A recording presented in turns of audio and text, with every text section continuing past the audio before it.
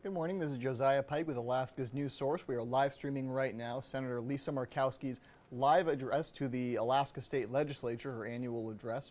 You probably remember, we live streamed Congressman Nick Begich's and Senator Dan Sullivan's addresses a couple weeks ago when they both took place. So now we're streaming Murkowski's speech, Senator Murkowski's speech. We're going to take a look at Juneau right now, the state capitol, where we're awaiting Senator Murkowski's arrival to begin her speech. There's a look right now. You can see right now the state capitol. It's 11 a.m. is when the speech is officially scheduled for, which we are just arrived at. So we're now just waiting for Senator Murkowski to officially arrive and give her speech, which we'll be bringing to you right here on alaskasnewssource.com. So thank you for tuning in. Now we're just waiting right this moment for Senator Murkowski to appear and for the speech to begin. So let's throw it now to Juneau.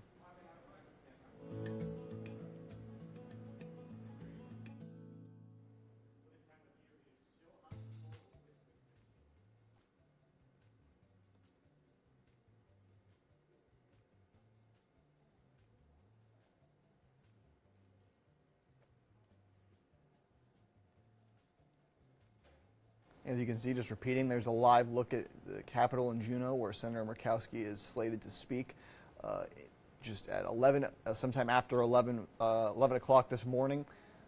As I mentioned previously, right at the beginning here, we've heard just a little from a few weeks ago, Senator Dan Sullivan's speech and Congressman Nick Begich's speech, in that order, if I remember correctly.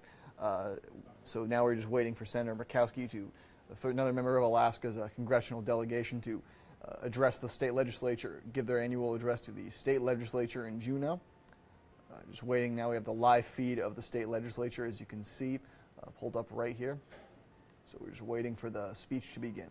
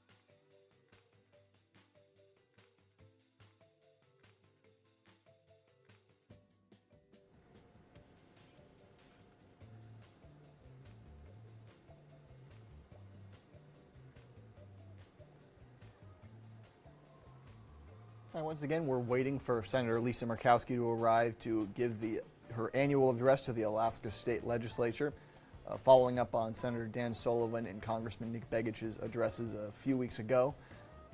We're now just waiting for that address, for Senator Murkowski to arrive and for the address to begin, scheduled for just after 11 a.m. So this is a live look at Juneau, where the Senator is expected to address a joint legislative session, which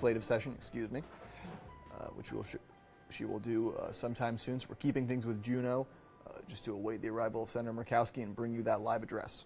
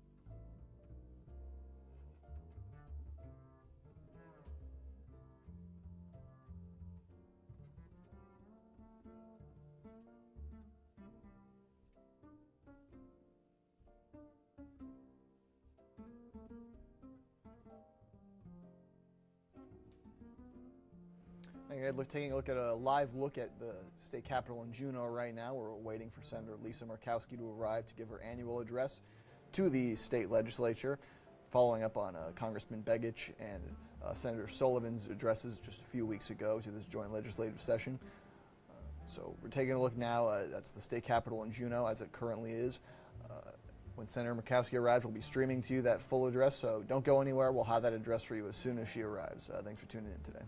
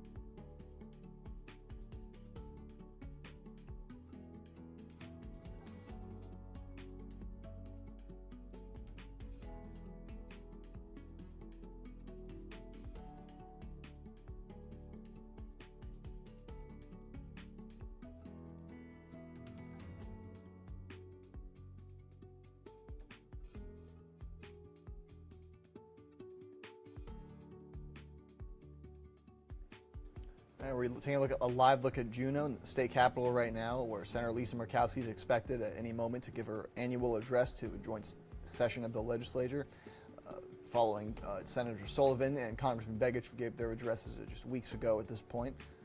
We're just waiting for Senator Murkowski to arrive, and then the address should be ready. We're going to take a look back at Juneau right now, where any moment Senator Murkowski is expected to arrive and give her address. So don't go anywhere. We're going to have that as soon as it starts. Live coverage will be here on alaskasnewssource.com, so stick right there. We'll have the full coverage for you.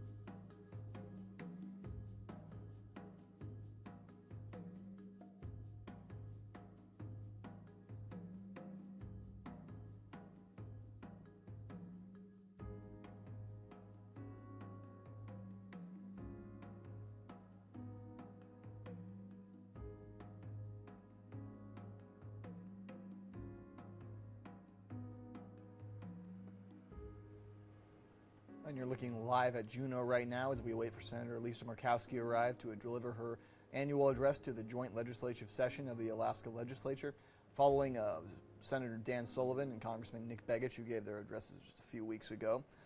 So this is the live look at the state capitol as we prepare for Senator Murkowski to arrive and to give her annual address. So we're keeping it right here on alaskasnewssource.com, so make sure to stick around. As soon as she arrives, we'll have that ready for you. She's scheduled to start sometime after 11 a.m. and we're at that point now. So just whenever she arrives, we should be getting started. So stick around right here. We're gonna have the live look for you.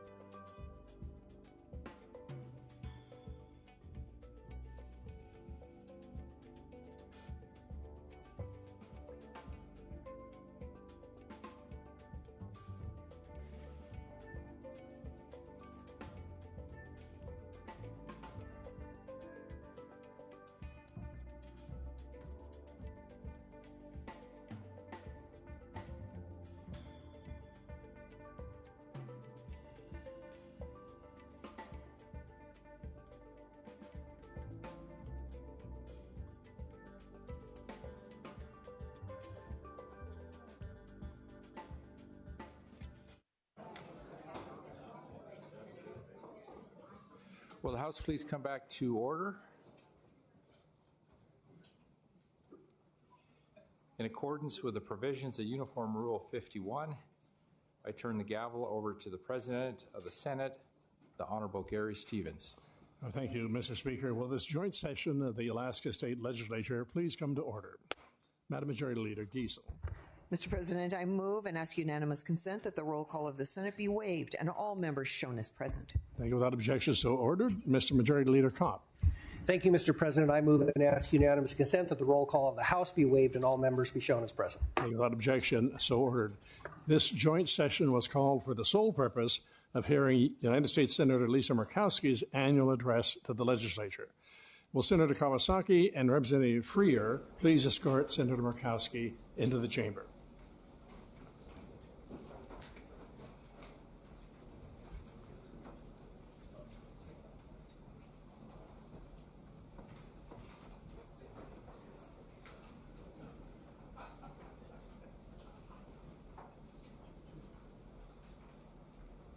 As you just heard, Senator Murkowski is now making her way to the chamber, so the address is expected to start at any moment now. We're going to bring things back to Juneau for the beginning of Senator Murkowski's address to the legislature.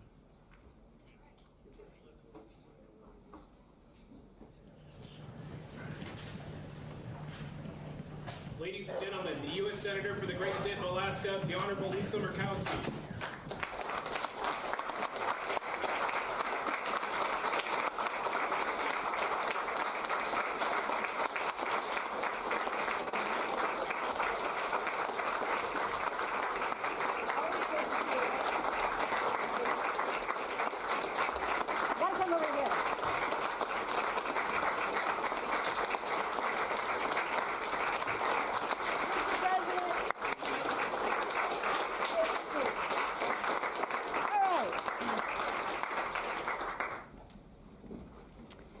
Well, good morning. Good morning. Yes, yeah, that's what we like to hear. Wow, okay, it is good to be back. I know I'm not supposed to start with a little bit of a tease, but we were waiting for the Senate. Senates around the world, I swear, are just notoriously bad at telling time. And so Speaker Edgman and I decided that we would maybe just go into the Senate gallery and go sit down and watch the debate. We missed our opportunity. Maybe next time.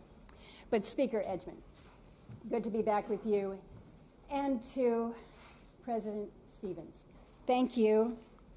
Members of the legislature, it's good to be back with you as we continue our annual conversation about the future of Alaska. You know I love being back in this building, and I think it shows because I get just kind of animated about the energy. Sometimes it's really hard. Sometimes it doesn't feel very good, but there's a lot of energy that goes on here. And it takes me back to my time in the legislature, a time that really helped shape me. And it taught me a lot of really important lessons, and know that the lessons learned here are ones that continue to guide me in another body across the country in the United States Senate. And because it does feel like home, I always start with giving a little bit of the family update. I just had an opportunity over the weekend to spend time with my parents. It was Dad's 93rd birthday, so they send their best. Yeah, thank you. Yeah, Dad, he said, what's the registration fee for running for governor? And I'm like, Dad. He's still rattling cages, let me just tell you. But he's doing well. Vern and the boys are well as also. They continue to be my strongest supports, and I appreciate them a great deal. I also travel with some good, strong supports. I've got some members of my team that are back in the gallery there. Logan is holding up the wall to the right. Logan, anybody that's interested in transportation, he's your man there. Sam Hiratsaka is with me on the Senate Indian Affairs Committee. So great man who's been serving Alaska well. Angelina Burney, many of you know Angelina not only from my office, but when she spent time here in Juneau. Kate Williams is next to her. Kate handles my election matters, my judiciary matters. She's my general counsel in the office, and a local Juneau girl. And the other local Juneau woman is Kara Hollitz, who is my northern southeast regional coordinator. And then I've got folks that are sprinkled around the building today. So as you see them, know that we're here as a resource to you today and really going forward. So as I'm looking out, there's some new faces. Good, it's great. But as I look out, I'm just reminded of how things do change with time, and you're not really approaching the end of session yet, unfortunately. All you need to do is look out the window there and say, okay, we're going to be here for a bit.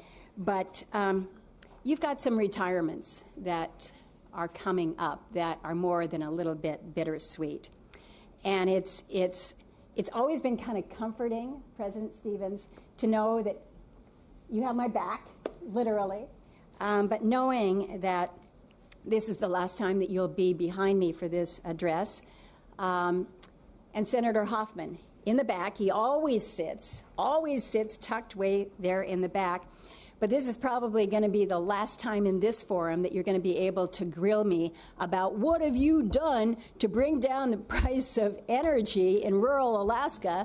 I know that you're not going to not be delivering that message to me going forward, but maybe not from the place that you're sitting just now. But when you think about these contributions, Gary, it's been 25 years, and Lyman, you've given nearly 40 years, and all throughout all of this, all throughout these decades, you have kept your passion for Alaska. You have led, you have delivered for Alaskans.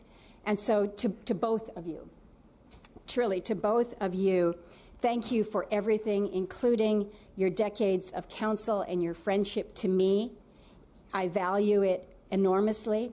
But also to the women and the strong supports in your life, to Lillian and to Rita. We owe them eternal thanks and gratitude as well.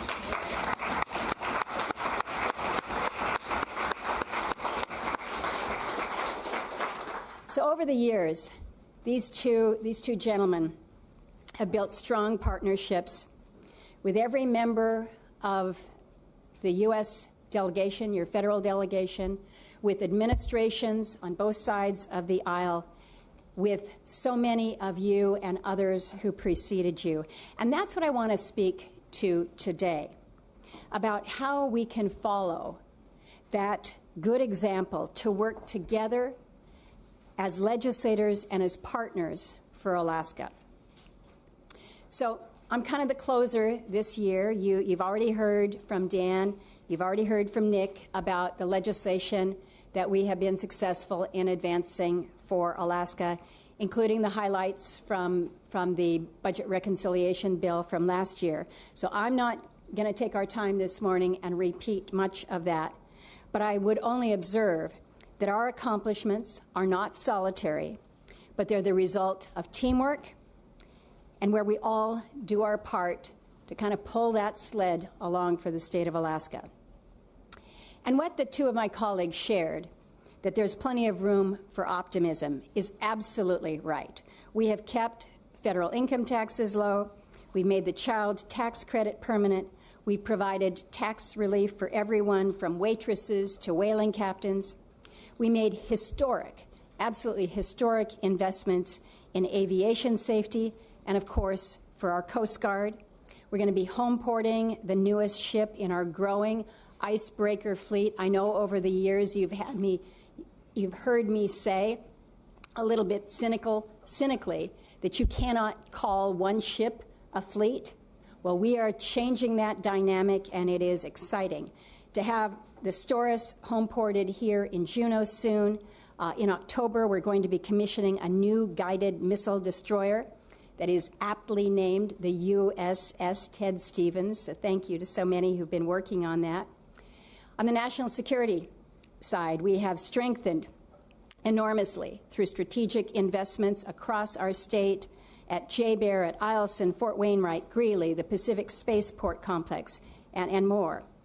We secured over $465 million for military construction in Alaska this year alone, including for new barracks at Fort Wainwright, the runway expansion at JBER. There's $40 million for the Arctic facilities sustainment, renovation, and maintenance. So the investments that we're making in this space are considerable. I've shared with some of you, but I think it is exciting news, and things, put it in the bucket of things we need to get ready for now. A major project on the way for JBER. This is a state-of-the-art fighter campus recapitalization that will support multiple platforms. So this is coming, and it's coming soon to our state. And of course, the national security relies on more than funding, relies on more than technology. Above all, it requires the courageous men and women who risk their lives on our behalf. And so I want to recognize the active duty and the Guard members who carry the weight of that service.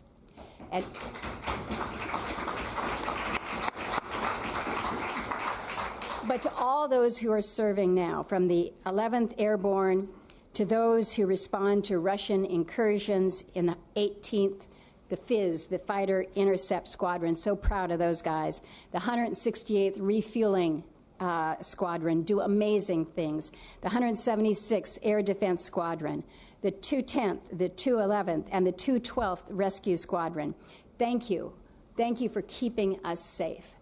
And as we recognize those who are serving now, it's always appropriate. Every day it's appropriate to recognize and thank those who have served us in times prior. So I know that there are many of you who have committed a level of service to our nation, and I would just ask that you just rise briefly so that we can publicly acknowledge you today.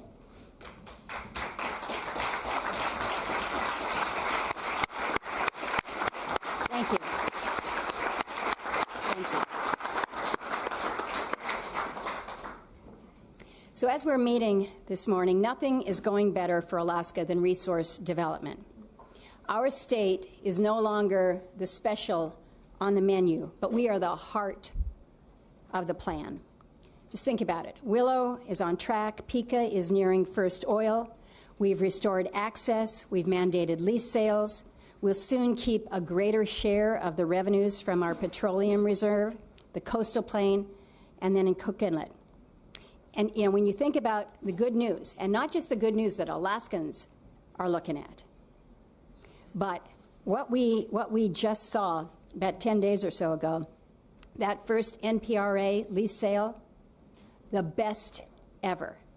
Fully half the revenues, more than $80 million for Alaska, with rightful priority for the North Slope. We're seeing companies returning to the state, like Shell, in a significant way. This is real, this is meaningful, this is now. And of course, as we're looking at all that is happening around the globe, in light of the geopolitics and supply disruptions, this is a great opportunity. This is a great opportunity to finally bring our natural gas to both Alaskans and to Asia. Think about where else we are making headway. We put billions of dollars on the table to help rebuild our mineral security through projects like Graphite One up in the Nome area. We've got the Ambler Road. I noticed a couple people had a pin, a King Cove pin on today. To the patient and the persistent people of King Cove, they now own the land for their life-saving road. That road is going to be built after decades and decades and decades. That's good news for us. So another highlight for Alaska, and it's one that you don't hear discussed necessarily in these ledge speeches, but I'm going to raise it today, and that is congressionally directed spending. We used to call them earmarks, but we call them congressionally directed spending. They make up less than 1% of the discretionary budget. They don't increase spending on a net basis. But this is a part of what we've seen come to Alaska that is making a difference. And I'll tell you, as an appropriator, it takes a lot to wade through the hundreds of requests that we receive every year. And I get why some offices choose not to participate. But for me, as far as I'm concerned and my team, this work is entirely worth it. Over the past 5 years, my team and I have secured just over $2 billion for the state of Alaska. So I'm just going to point out to my good friends in the back there, Lyman, Bert, it's comparable to the state's share of the capital budget over that same period. So I was hoping that this might even actually impress Lyman. But seriously, these projects make a difference in your districts. Looking at Representative McCabe over here, Senator Rauscher, your constituents in Caswell and Sunshine, Talkeetna, Trapper Creek, Willow, they're going to have some help on child care through the funding for the Sunshine Station Child Care Center. Representative Moore and Senator Yount, I saw where he was sitting here, Senator Yount back there. We directed funding to Wasilla's Set Free Alaska to build recovery residence facilities. This is going to help expand their capacity to help Alaskans heal and recover from substance abuse. To our speaker and to Senator Hoffman, with federal dollars, Chignik will gain a new water distribution system. I happen to think that Alaskan communities deserve to have clean drinking water. So we have hundreds of examples like this for clean water, heavy equipment, workforce development, housing, public safety.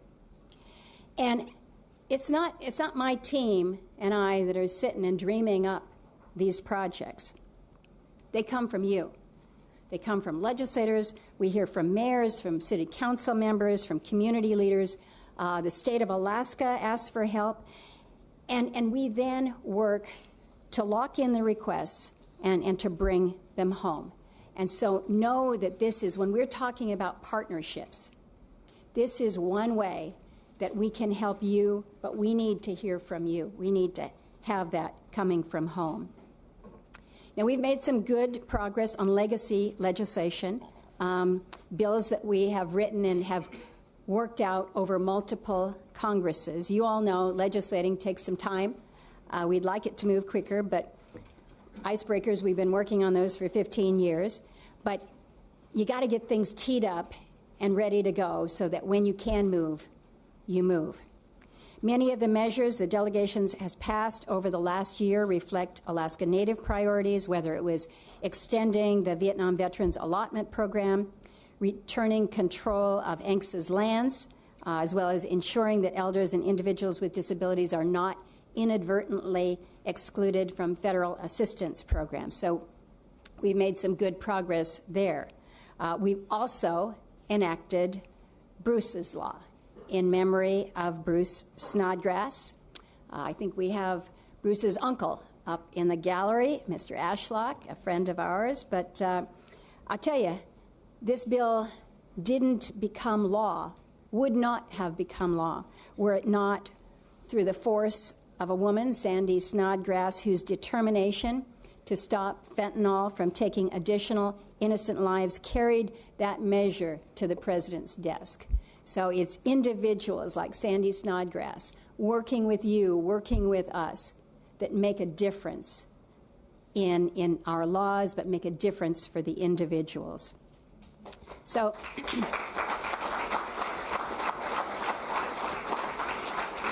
so we're working on kind of what's coming up next. What do we have on the legislative horizon? I've got my Working Waterfronts Act. Many of you have weighed in with commentary on this. This is designed to help our coastal communities. We've got measures to streamline permitting for hydropower projects and advancing new technologies.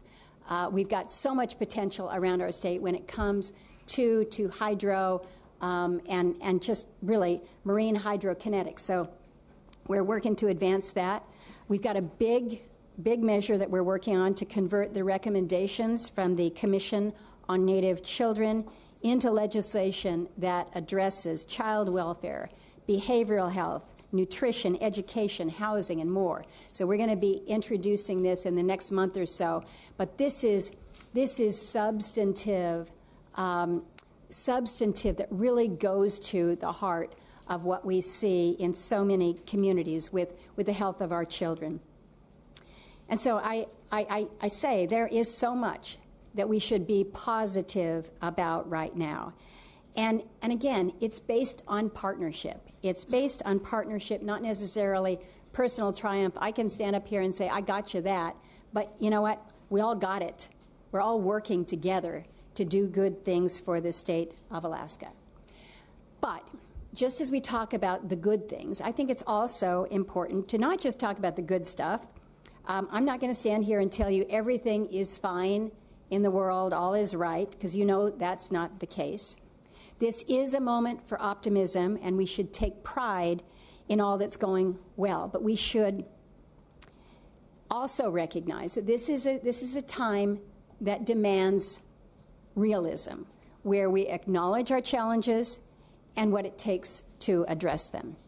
And so as I delve into this part of it, part of my purpose this morning is to help perhaps translate some of what is happening outside our state and the implications for us here in Alaska.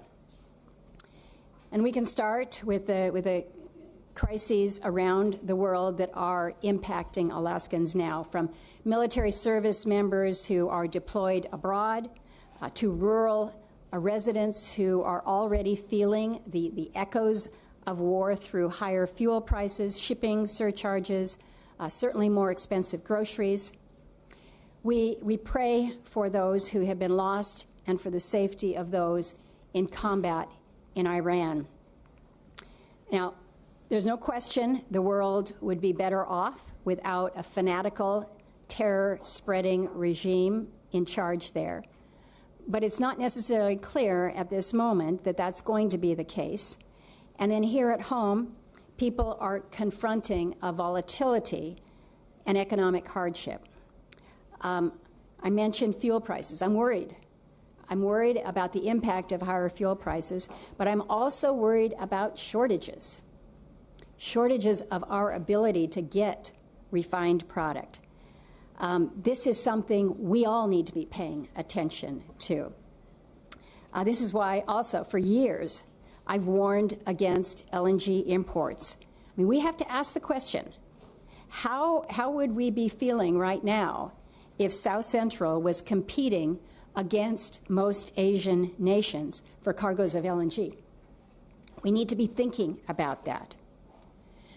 Now, most of our focus right now is on the Middle East, but we must not lose focus on Ukraine. We stand with President Zelensky and the Ukrainian people. This is now their 4th year of war. A 4th year of war. They're still holding their own, even after an awful, awful, deadly winter. But they are holding their own against Russian aggressors. And there's no ambiguity here. Russia has chosen Iran over regional stability. You've seen the reporting out there, it's public. Russia is helping Iran to target our troops and military assets. And then meanwhile, Ukraine is sending teams to the Middle East to help knock Iranian drones out of the sky. Even while they are engaged in their own battle, they are saying this matters over here. Every day for us here in Alaska, I'm reminded of our geostrategic position that this state holds for our nation's national security, whether it's intercepting the Russian bear bombers at our ADIZ, or knowing that American troops can deploy more quickly to the Middle East out of Alaska than anywhere else in the country. And then beyond the geostrategic importance, the opening of the Arctic presents incredible opportunities for us. I think we recognize that, whether it's resource development, maritime shipping, tourism, but we're also seeing the region drawing unprecedented attention, and not all of which is welcome or good. I don't think that Alaska is better off. I don't think that the region is more secure when the U.S. threatens allies like Greenland.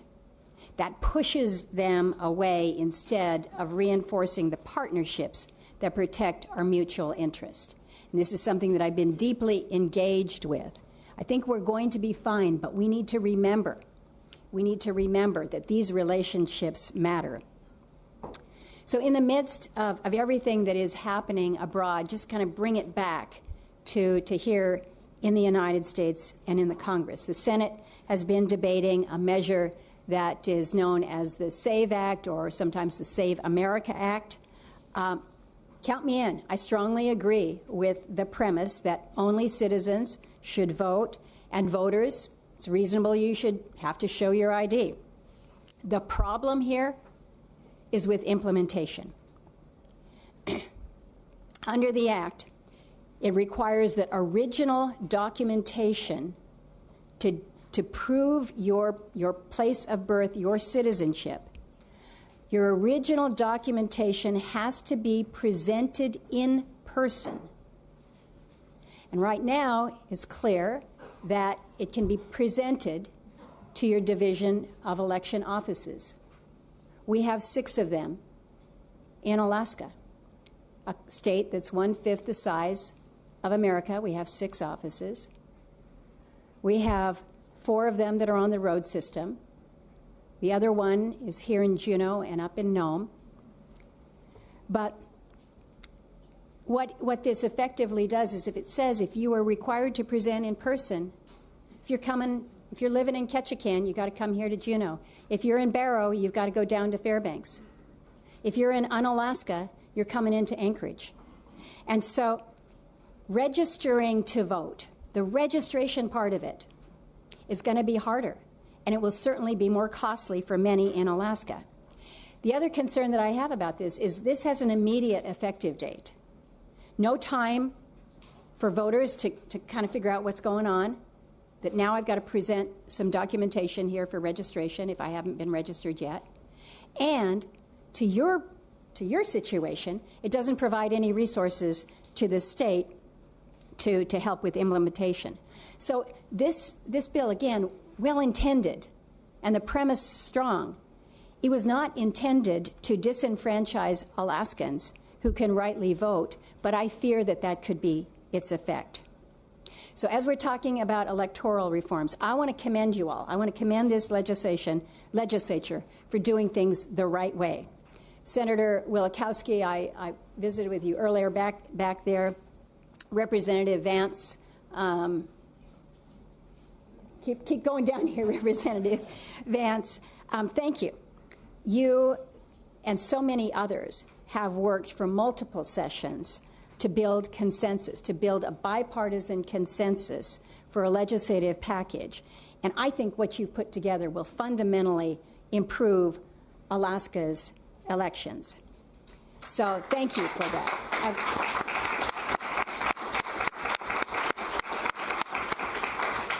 So as you are working at the state level to address that, I hope you're also paying attention to the SAVE Act, which would impose costs and change how elections are conducted here. And I hope you're also tracking a case that's moving through the Supreme Court.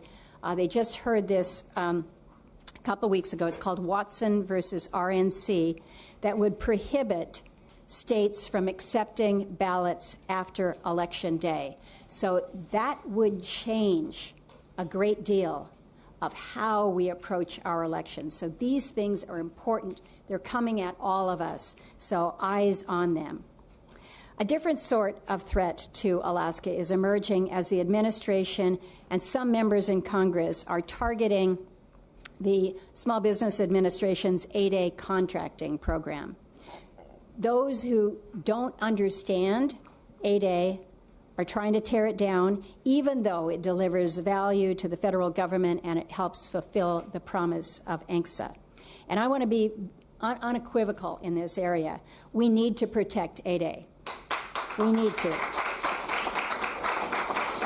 This is the ANCs who utilize it, the Native corporations who utilize it, employ tens of thousands of Alaska, but it serves as an unheralded economic engine for our state. And so when they're under attack, Alaska's economy is also under attack. Another concern, federal spending, which arrives here as federal funding. Federal debt projected to reach a shocking level of $64 trillion in a decade. Not there yet. It's not Alaska's fault, but it's also not sustainable. And so we're going to have to address it. And Alaska will need a legitimate fiscal plan as the federal budget inevitably tightens. Now, we're all watching what's going on with the price of oil. It's higher right now. We're sitting at over $100 a barrel. But higher oil prices right now are no substitute. The windfall will only go so far and last so long. And I think it's much better to get revenue from volume than it is from price. So I want to thank the House majority here. I'll just do a shout out to you for calling for fiscal restraint. Good for you. Because we can't count on anyone or anything to bail us out of our fiscal woes. Only a long-term plan will truly end the cycle of boom and bust. So we're all watching, and we're all thinking, how can we take advantage of this moment in time? But we also need to be thinking long-term and thinking wisely. Now, I'm telling you some of the things that I think you all want to do, and I'm not going to stand here and say, you guys have work to do. We're just fine in Congress. Not so. Federal government is often beset by chaos these days. That's a nice way to put it, Lisa. We're looking at the situation with the Department of Homeland Security being shut down now for 46 days. We have seen workers, whether they be TSA, FEMA, some in our Coast Guard, working without paychecks. We've seen many of our Alaskan families impacted as they move through long delays in airport security lines. But the problem that we're dealing with here is shutdowns are becoming far too routine, and too many policymakers are just becoming numb to their impacts. These impacts are real. These are real, and they are harmful, and we cannot use a shutdown as a form of a political football. It's not great here. It's not great there in Congress right now. But we have to admit, we got to look at ourselves honestly here, and I'm just going to say it out loud. There are areas where the state also is perhaps not meeting expectations. And one of those areas, just going to offer it up here, is matching funds. When the delegation secures a federal allocation, we really need you to come through with your share in a timely manner. We need you to meet the match. And it's not just the big ones, the obvious ones, like transportation. It's some of the smaller ones, too, like for USGS to bring shake alert to Alaska, to give us some early warning on earthquakes. And sometimes it's not even a match. Sometimes it's hiring a couple employees to unlock federal dollars for our state. And that's what we've seen. Some of you are familiar with the microgrants for food security program. Within just a few years, we've been able to seed projects that are feeding thousands of Alaskans. And again, it's not a match. It's just a couple staff that are needed there. You know it's coming. So here it is, Alaska Marine Highway. I can't stand in front of you all without reinforcing, reminding the priority for Alaska's coastal communities. This is our transportation system, or certainly one of them, and a very key one, that's important not only for Southeast, but it's important for our state and our state's economy. And it is. It's statewide. We have to recognize that when one region benefits, other regions in our state benefit. I made Alaska Marine Highway system a priority in the bipartisan infrastructure law 5 years ago, and through that bill, you've heard me say we've received about $700 million over the past 5 years, and there's more on the way. But the fact of the matter is federal funding for AMHS is a lifeline. It's not an entitlement. We're going to try, but there's no guarantee that we're going to be able to renew it at any level. And so it's not a good strategy to rely on a temporary competitive federal grant program to cover 45% of our state's operating costs, all of which used to be paid for by the state. That's the case that we're facing right now. So, don't want to go luxury. I'm not. But I think you know my passion for this as a transportation system and how it knits into our broader statewide system. Healthcare. Healthcare, a worry for me. I know a worry for you all. I mentioned the reconciliation bill earlier in my speech. I held my vote out from the reconciliation package. It was not a pleasant time, but I needed to make sure that Alaska would see the adjustments, the flexibilities built in, whether it was delays, exemptions, but basically the funding needed to minimize the harm to Alaska. And even with all that we gained with that, I worry about those Alaskans who may fall through the cracks as requirements change. And that was, again, one of the reasons why I held firm as we negotiated the Rural Health Transformation Fund, pushing to double that funding and demanding that Alaska be a priority within it. And as a result, you've heard it, Alaska will receive the second most dollars of any state and the most per capita, about $1.3 billion in all. But the state needs to do dramatically better on this 5-year effort than we did on ferries. Just putting it out there. Because if we don't, Alaska's funds can be redirected elsewhere, and we will miss a generational opportunity to improve care. And I'm going to do a shout out. I don't mean to signal to Lori Wing Hire, but Lori, you, Senator Giesel, Representative Mina, on the advisory task force, you know the big job that we have in front of us. It is considerable, and we need to stay on this in order to secure the full benefits to our state and doing right by health care for Alaskans. So thank you for your work on that as well.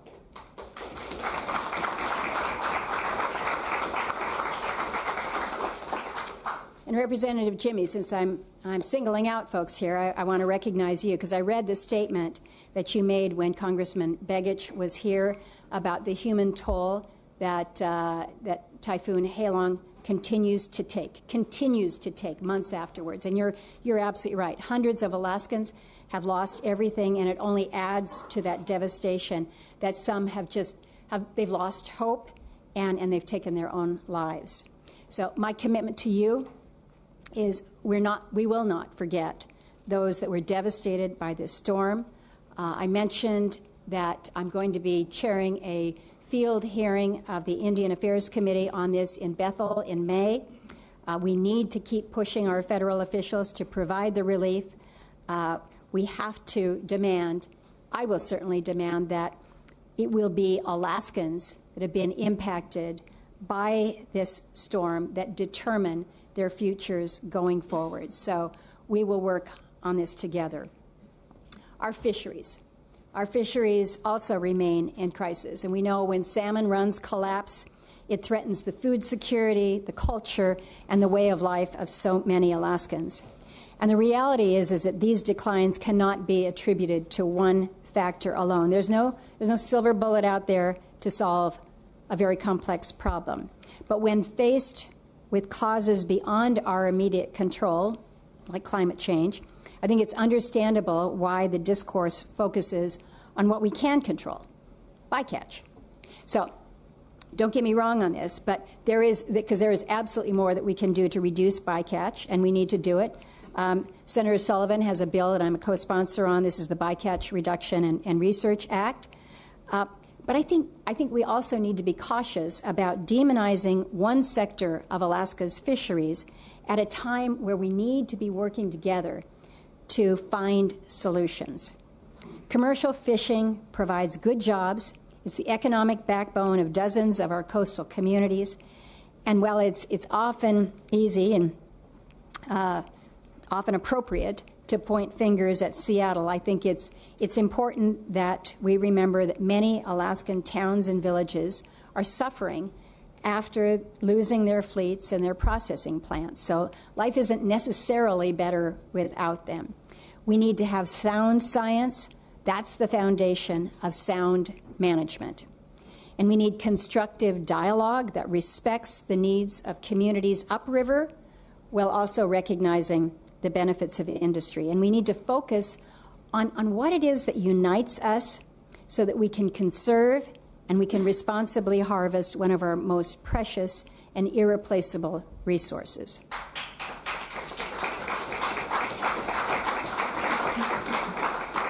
So, brings me to education. This legislature's decision to increase the base student allocation was a great step, so thank you for that. But I find it just appalling in certain cases that we have, to this day, so many Alaska schools that remain in such disrepair. I've been in the schools. I've seen the black mold, shown where the asbestos is, the bathrooms that don't function, the roofs that are literally collapsing. And that's one part of the problem. Another part of it is who's in the building, how we are able to hire and retain good teachers. That requires districts to be able to pay teachers enough to live here. It requires municipalities to build housing that is affordable on a teacher's salary. And it requires competitive retirement benefits that aren't falling behind the lower 48. Because got some teachers in the back. So right now, the fact is, and you know it, Alaska doesn't produce enough of our own, and so we're seeing many of our teachers that are hired from abroad. And you know what doesn't work for that? It's the president's $100,000 fee on H-1B visas. That may work in places like New York City, but it doesn't work in Kodiak. It doesn't work in Kivalina. All right, Senator Murkowski is continuing her address to the state legislature. We're just letting you know that we're going to be switching over to our stream on our YouTube exclusively. So make sure to head to our YouTube page there. We're going to be streaming on this platform on our website, alaskasnewssource.com, the new newscast. So to continue watching the stream here, head to our website, alaskasnewssource.com. To head to our YouTube page, and we'll continue the stream of Senator Murkowski's speech to the legislature there. But at any rate, here's the senator back continuing her speech to the legislature.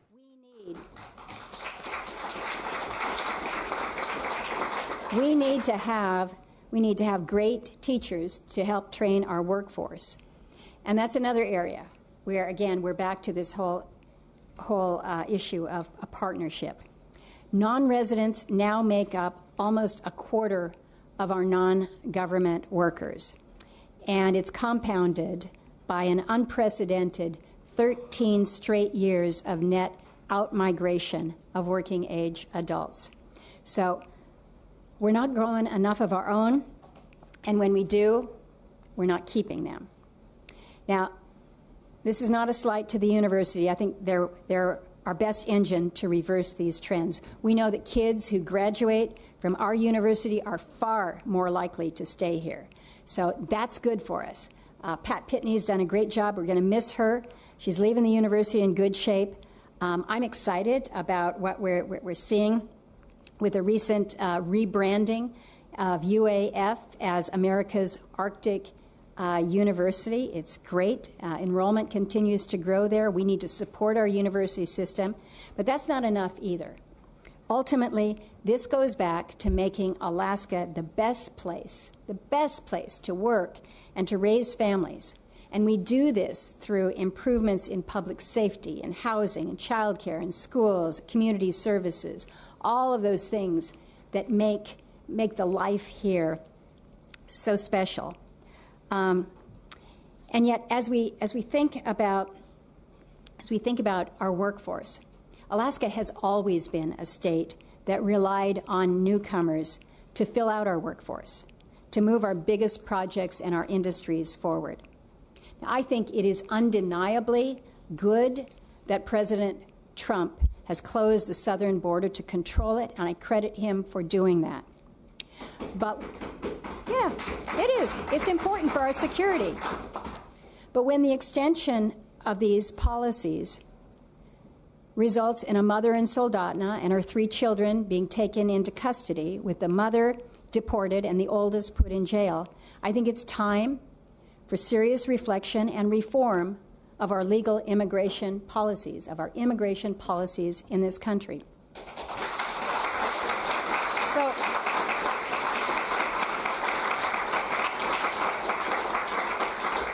my point in raising these topics is Alaska has big needs that demand strong leadership. We got a lot going for us. We have a lot going for us, but we have to be clear-eyed about our challenges.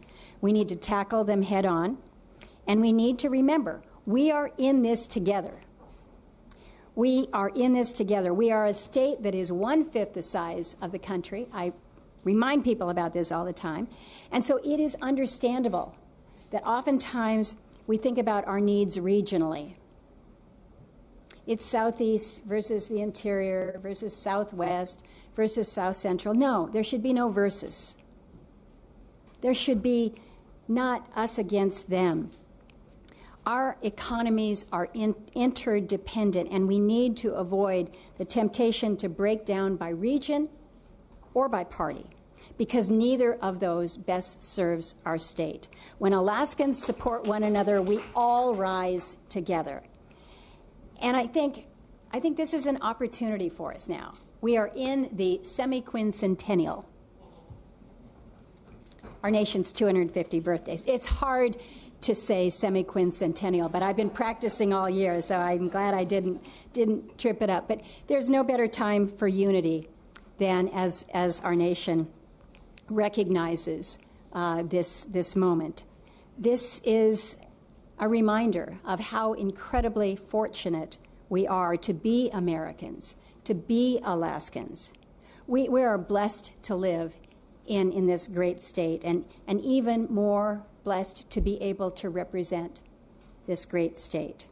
We get to wake up, we get to work for Alaska, but we also know that's a responsibility and that people are counting on us.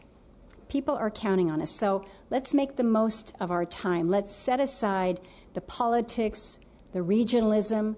Let's focus on partnerships for all of Alaska to achieve as much as we can for every part of our state and for every person in it.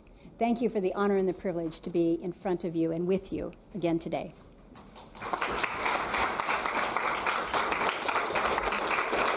Thank you. Thank you.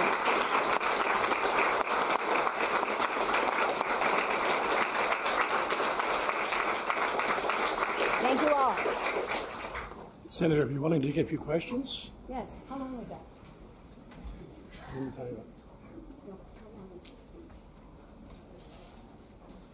We had a bet as to whether or not I was going to be longer or shorter than either Nick or Dan, and I just had to check on the time. I don't know. Somebody will tell me. Thank you. Yes, Thank you, Mr. Senator. Yes. We'll start with Representative Stutes has a question for you. Thank you, Mr. President and Mr. Speaker. And thank you, Senator, for joining us today. We certainly appreciate it. And let me start with saying that my heart, and I'm sure I can speak for most people here, go out to our troops and others that are in harm's way because of the war in Iran. But that being said, in the House, we're in the thick of putting together the state's operating budget. With increased oil prices, we're looking at additional revenue for the state. However, the other side of the coin is that Alaskans are looking at higher costs for energy, transportation, food, and other goods and services. If this conflict continues, along with high oil prices, Senator, do you see maybe some unforeseen impacts that might be taking place in this state that we aren't seeing? Representative Stutes, thank you for the question because it is something that we are following very closely. I think when it became apparent that the conflict in Iran was not going to be just kind of a quick one and done and we're out, but that the Straits of Hormuz have effectively been shut down. The impact on the world in terms of access to oil, but not just oil. It's everything else that comes through the Straits of Hormuz. And so fertilizer. We're going into the growing season. Fertilizer prices are through the roof. I'm told that some of the materials that go into certain refined products, 100% of them come from the Gulf states through the Straits of Hormuz. And so for those in the oil industry that are relying on certain lubricants, it may be an issue in terms of being able to gain access to any of that. We are starting to feel and to hear the impact of what not only the high prices may bring, but the shortages that may come with it. I just received a letter, the delegation received a letter March 28th, so just on Saturday, regarding fuel supply and potential for constraints in Western Alaska. Those communities that receive their fuel products, their refined products in the spring when the barges come. The concern is it will not only be expensive, but the real question is whether it will be available to purchase at all. Now, to me, that's potentially terrifying. If you're a community and you've just thought, okay, we've made it through the winter, we're going to be okay. Spring barge is coming, and now we may be in a situation where it's not just affordability; it is about access. And the reason that we're seeing this is because as these particularly on the refined product side, Asian nations who would have a pretty steady flow coming out of the Middle East no longer have that, and so they're doing what they need to do in order to meet their demands too. And so we're kind of the end of the chain here. These are concerns that are just now coming to light. Now it may be that that the president is able to resolve the war, and we have Iran kind of stand down and the straits get opened up. But you got to be honest. This kind of a disruption, the extent of this disruption, you can't just flip that switch right back on and pretend that it's going to be okay. And so I don't have any easy answers for us right now. Maybe the best news that we have is that we are coming out of winter instead of going into a winter season. But still, we have communities I'm becoming increasingly anxious about, and me and my team are literally, as we're speaking, trying to figure out, are there other avenues that we can be looking to? So we're starting to hear now from communities that will not be able to pay certain of their fuel bills. You go into default on some of those, your ability to be able to access for next season. We may be seeing a snowballing effect.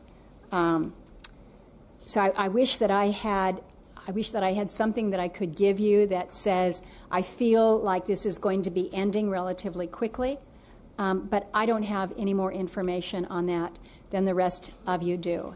So I think as Alaskans, we need to do as best we can to be prepared for the unintended consequences, or just the consequences of what happens when you have a choke point like we're seeing, and a war in the Middle East that impacts not just us in Alaska, but the entire world. Thank you, Senator. Senator Giesel. Thank you, Mr. President. Senator, welcome. We always you. look forward to your visit. It's a joyful time, even though not all your news is great news. I'm sorry. I want to take you back to healthcare. Yes. To the Rural Health Transformation Project. We also know that Congress is considering some serious cuts to federal health care funding to help fund the Iranian war and the ICE activities. They're looking at a $200 billion reduction in health care, we read. Senator, we're already facing major Medicare cuts in funding and in work requirements, so I'm worried about the effect on our most vulnerable. Senator, at this time, for the Rural Health Transformation Program, we have over 1,800 letters of intent. That is a huge number of ideas, and it represents needs, Senator.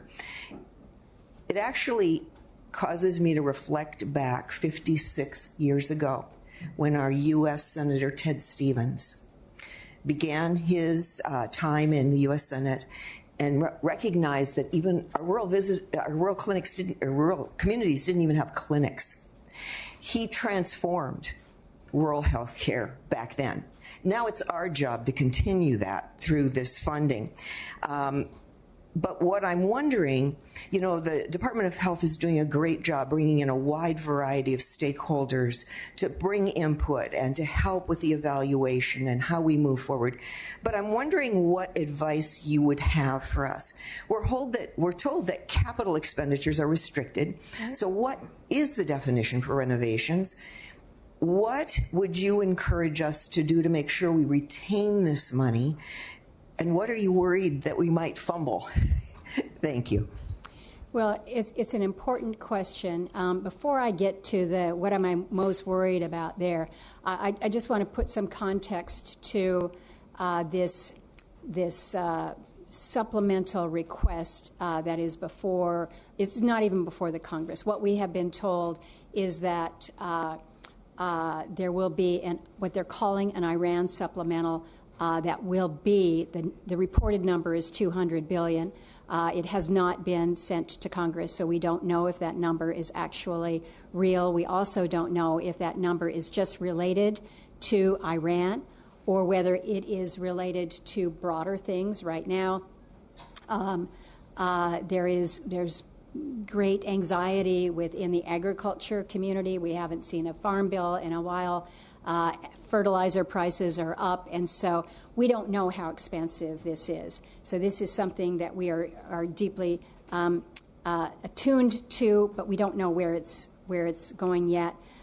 There is now talk of an additional reconciliation bill coming to the Senate literally within the next month or so. I don't see how we can possibly move that quick to put together a reconciliation bill that would address the spectrum of issues that the president has suggested should be included in it. It's everything from pieces of the SAVE Act on election reform to more on health care.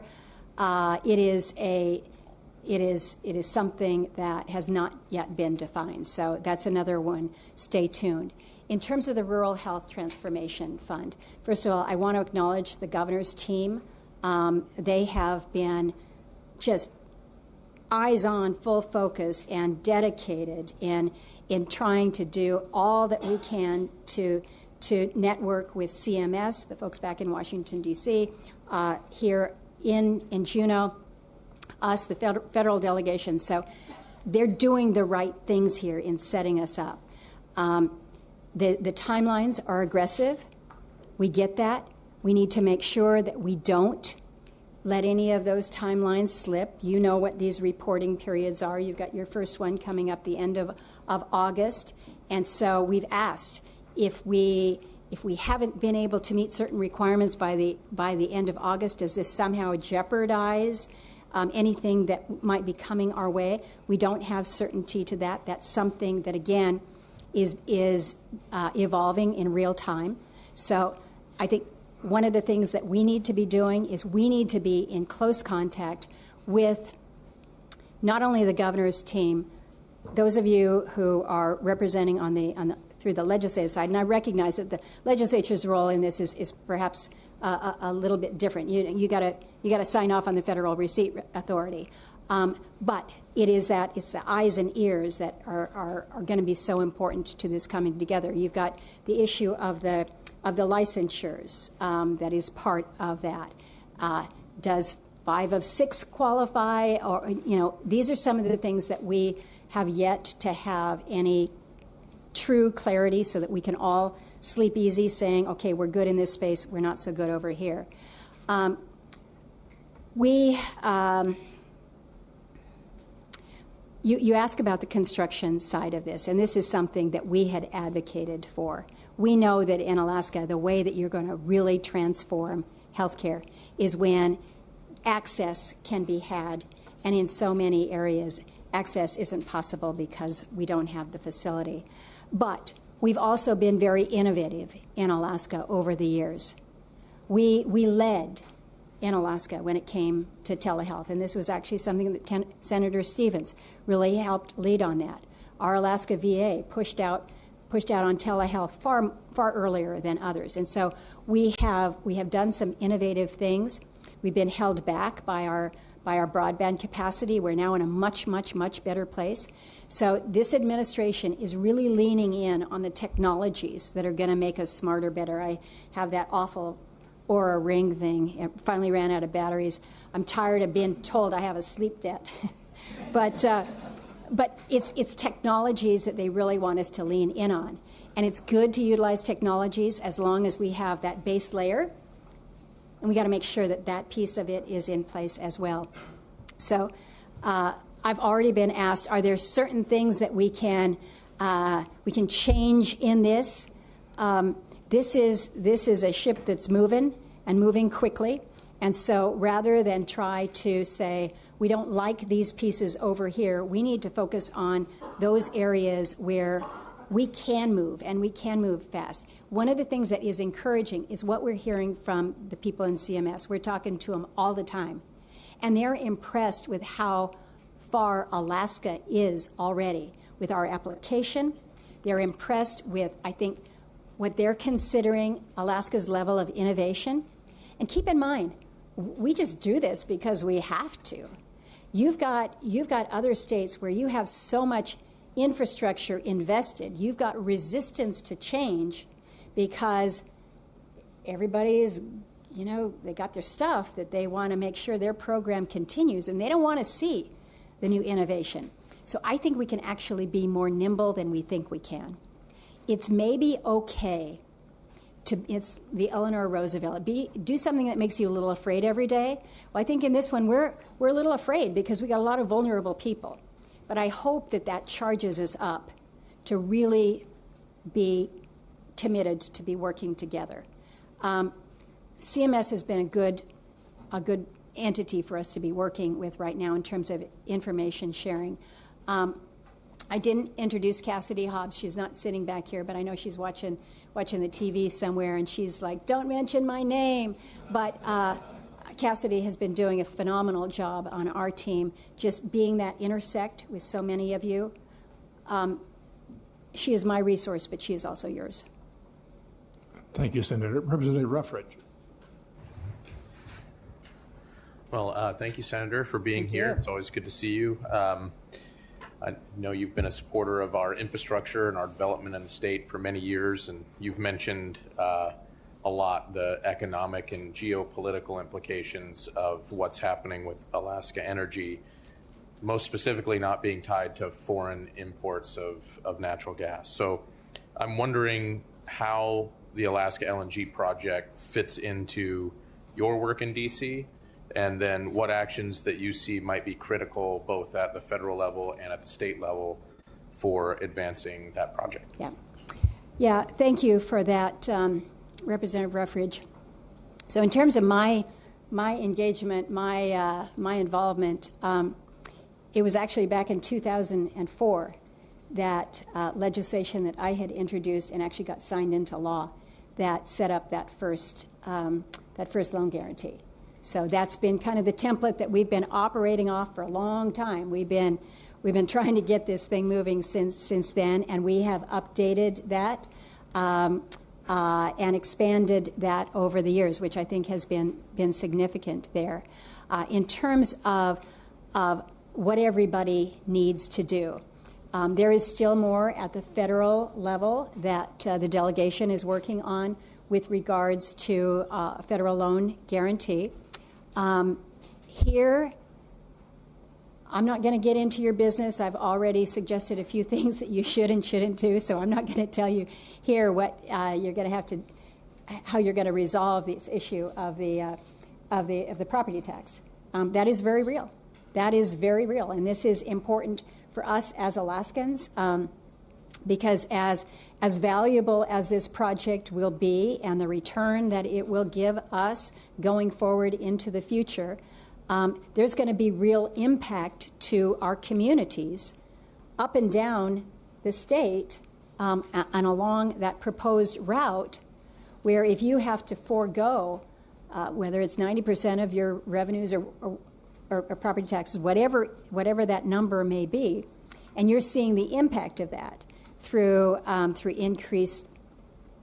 Love to have more students in our schools. but you're going to have more. You're going to have more challenges with public safety. You're going to have challenges on your infrastructure. So these are hard things that we have to figure out now. And you've got a timeline that was aggressive to begin with, and now I think it becomes even more.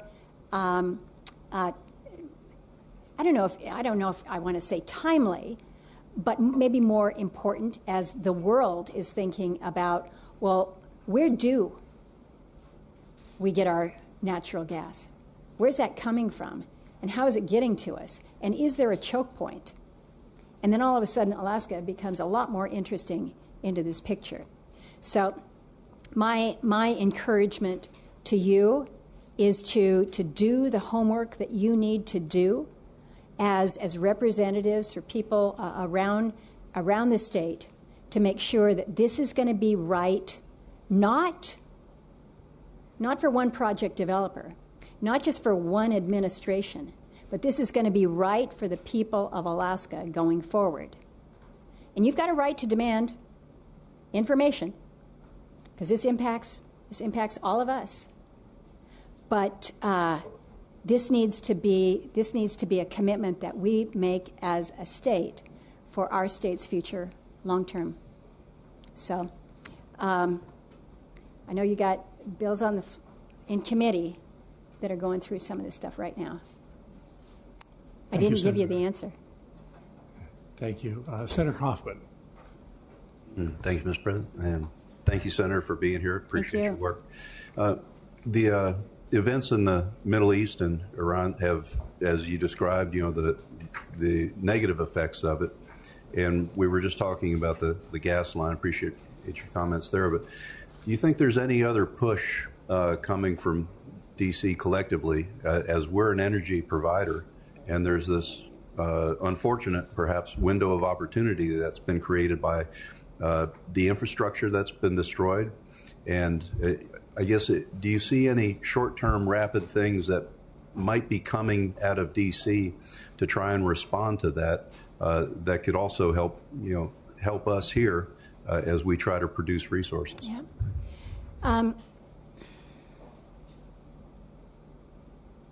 I think it was Rahm Emanuel that said you never want to let a crisis go to waste. I never liked that expression, but it is important to actually put things in context in terms of what is happening now. You may the situation in Iran is not good.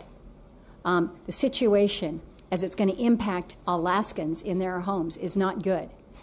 But could the state benefit because there is this increased focus on resource shortage or the volatility that comes with resources, and what can we do about it? There are some things that could happen. For instance, there are emergency powers that could be put in place when you have a national emergency as it relates to access to energy. You can expedite permitting to make a project come forward more quickly. You've actually seen a few steps that the administration has taken to try to reduce the price of oil. Whether you agree or disagree that the Jones Act is a benefit to the country, that was one action that he took and said this is presidential waiver authority. So there are things that can be done that might change the landscape a little. I think for those things that could be most enduring going forward, if there could be some permitting relief, I think that's where it would probably help Alaska the most. And so how we can present some of the opportunities that we have in Alaska that could be moved more quickly. I think these are opportunities for us, and I think in fairness, I think this administration would welcome just that. We have seen what it means to be vulnerable from a resource perspective, and we are learning what it means to be vulnerable when it comes to critical minerals. And you have seen this president turn that around in a strong way and say, if you want to talk about all these technologies, if you want to talk about warfighting machines, if you want to talk about how we're going to build more wind terminals, although President Trump would not say he wants to build more wind terminals, but the fact of the matter is you're going to need critical minerals. And so we have seen an effort to try to advance some of these projects in a way that have used some authorities, executive orders that we have seen to impact our opportunities, to enhance our opportunities here in Alaska. So we can rely on laws, but you all know writing a law, passing a law takes a lot longer than an executive order, an emergency order, a waiver, an administrative process that can help facilitate a venture along.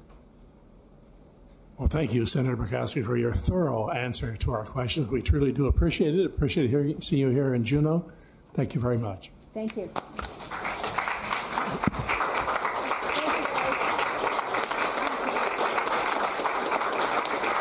Thank you, everybody.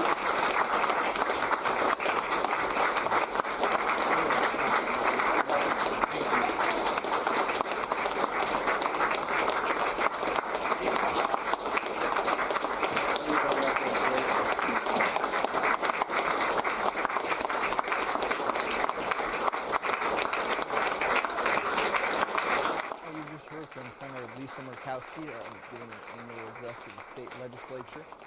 Wrapped up after about an hour and 15 minutes or so, scheduled to start at 11 and ended up starting probably around 11:15. So that was Senator Murkowski's speech to the legislature. To bring you some of the key points that we had down just now that we're wrapping up our stream here.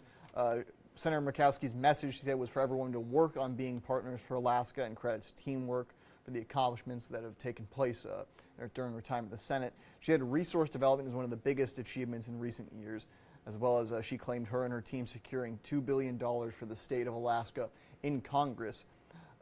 She also mentioned the Working Waterfronts Act, which is in the works, as well as streamlining hydropower permitting. There's current acts in Congress that she was proud of, that she wanted to highlight there. Now, she also made a point to pray for the soldiers in Iran and express concerns over the war and the economy in multiple areas, specifically when it relates to the price of oil, the price of gasoline. She also spoke against President Trump's threats towards Greenland, which took place very prominently this year. She also endorsed the aim of the Save America Act, as it's called, but disagreed with having to present your original documentation in person. And so that was one point that she made. She also spoke against Alaska schools in, quote, severe disrepair and 13 years of straight out migration in Alaska. And finally, one other point that we had down is that she advocated for, quote, reevaluation of immigration policies in wake of some of the recent controversies involving ICE, particularly in the wake of Sonia Espinoza-Arriaga, the Sonia Espinoza-Arriaga case, which we covered last month, naming that one as a specific example. But those are some of the key points Senator Murkowski made in her speech to the legislature that took about an hour and 15 minutes or so, scheduled to start at 11 and end up starting around 11:15 and just wrapping up right now at 12:31 p.m. But those were the highlights of the speech. Thank you for tuning in to watch the speech here on Alaska's News Source. If you want to see any more coverage of the topics which Senator Murkowski spoke about or any more information, head to our website, alaskasnewssource.com, where we'll have all that there for you. But thank you again for tuning in to this live stream today. We appreciate you giving us your time to watch and hear Senator Murkowski's speech, and have a good day.